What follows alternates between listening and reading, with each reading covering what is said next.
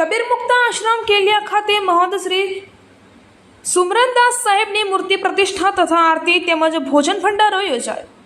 દેવગઢ બારિયા તાલુકાના કેલિયા ગામે કબીર મુક્ત આશ્રમ ખાતે પરમ પૂજ્ય મહંત શ્રી 1008 સુમરનદાસ સાહેબની પ્રથમ વાર્ષિક પુણ્યતિથિ નિમિત્તે આશ્રમના આજુબાજુના વિસ્તારના મહંતશ્રીઓ, સાધુ સંત સમાજ ભક્તો અને ભક્તિમતી માતાઓ આશ્રમના પરમ પૂજ્ય મહંત સુમરનદાસ સાહેબની મૂર્તિ પ્રતિષ્ઠા, દર્શન અને શ્રદ્ધાંજલિ આપવા એકત્રિત થયા હતા.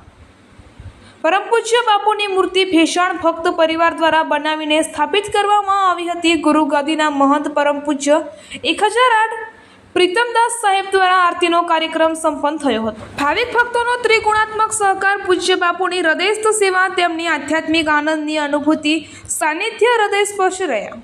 આ પ્રસંગે કબીર મંદિર સાલિયાના મહંત શ્રી ઋષિકેશદાસજી ઉપસ્થિત રહી સંપૂર્ણ કાર્યક્રમનું માર્ગદર્શન અને સંચાલન કર્યું હતું. કબીર સમાજ સેવા ટ્રસ્ટના મહંતશ્રીઓ ઉપસ્થિત રહી પ્રેરક પ્રવચન અને માર્ગદર્શન આપી પ્રસંગને શોભાવ્યો હતો.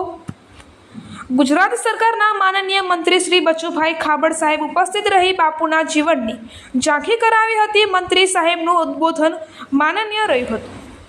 વિશ્વ હિન્દુ પરિષદ કેન્દ્રીય સદસ્ય અને દક્ષિણ ગુજરાત પ્રાંતના ઉપાધ્યક્ષ ડૉક્ટર ગિરીશભાઈ નલવાયા ઉપસ્થિત રહ્યા હતા. ટ્રસ્ટના ટ્રસ્ટી કિરણસિંહ ચાવડા જીવન વૃત્તાંત અને બાપુની સેવા સરવાણી જીવાત્માને જગાડવા માટેના બાપુના ભાવપુંજની અને અનુભવોની વાત કરવામાં આવી હતી.